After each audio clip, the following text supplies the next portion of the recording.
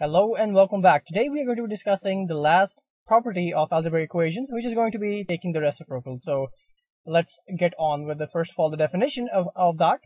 So which says that you can actually take the reciprocal of both the sides. That is always important when we're dealing with algebraic equations. We do not want to add or subtract something. We just want to modify the equation. So you can do that without actually affecting the equation. So let's first of all get our equation out first, which is going to be x is equal to 1 by 2. Now, because we're dealing with reciprocal, you need to know what that actually means. So let's say we have the number, the variable x. You're taking the reciprocal means that you make it into 1 by x. So let's say you have the number 1 by 2, okay? So when you take the reciprocal, you actually make it into 2 by 1, which is in fact just equal to 2.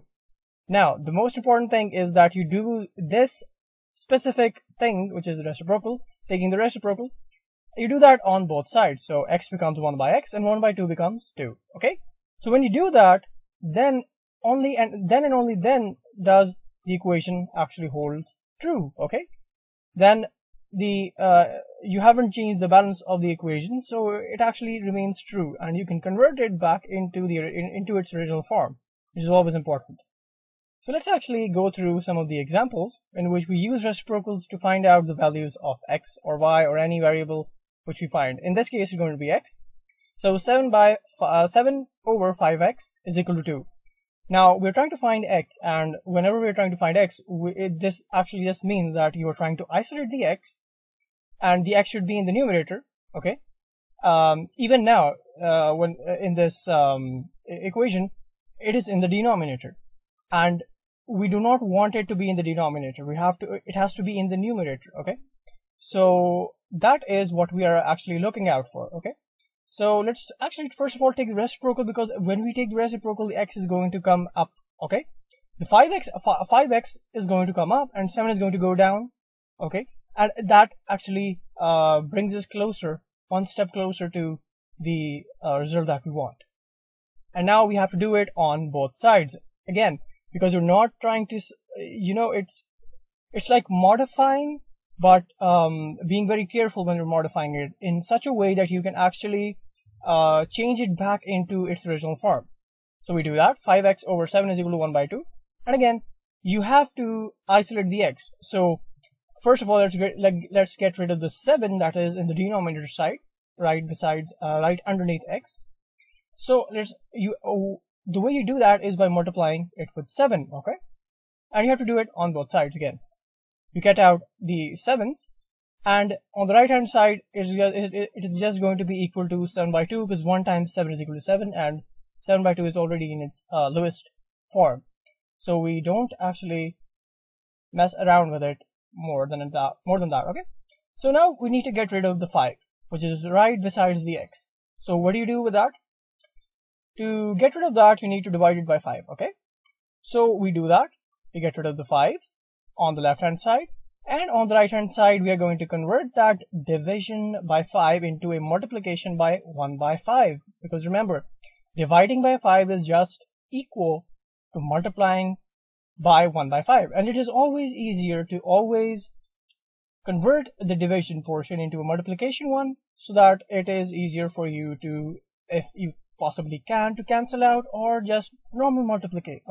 You multiply it normally, like we're going to do in this case, because we can't, we don't have another 5 or 10 or any multiple of 5, which we can get rid of in this case. So it's going to be 2 times 5. We're going to multiply the denominators and the numerators. So the numerator 7 times 1 is going to be 7, and the denominator side 2 times 5 is going to be equal to 10.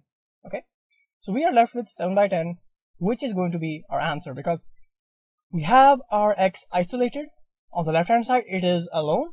It has a 1 by its side, but that doesn't matter. And on the right hand side, we have a number which is, in this case, it is simplified as much as possible. And it is always nice to have any answer you have on the right hand side to be simplified, because it's easier to understand what the actual value of a variable is that way. But it is not necessary, So let's actually go through our second example, which says that 1 by x is equal to 10 by 5. Again, we're trying to find x, which means that we have to take it out and make it into this form. which is an isolated x with something on the right hand side. So the first thing we have to do is, because the x is in the denominator side, we can take the reciprocal, and again we're going to take it on both sides. 1 by x becomes x, and 10 by 5 becomes 5 by 10, because we take the reciprocal on both sides.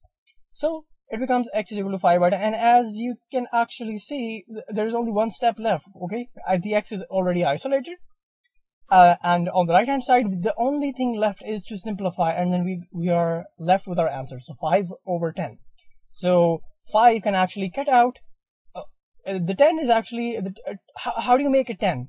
It is 5 times 2. Okay, 5 times 2 is equal to 10. Okay, so what we actually are doing by cutting out the both of those numbers is that we are taking out the 5s in both cases. So we are left with 1 and 2. Okay, with practice you can actually just start cutting out the separate, but actually what we did is 5 is on the top, and on the bottom we have 5 times 2. So both the 5s cut out, and we are left with 1 and 2. 1 in the numerator side and 2 in the denominator side. And that is all there is to finding out about taking reciprocals, and trying to find out the values of x's and y's and whatever variable you get. So I really hope you learned something, and thank you for watching.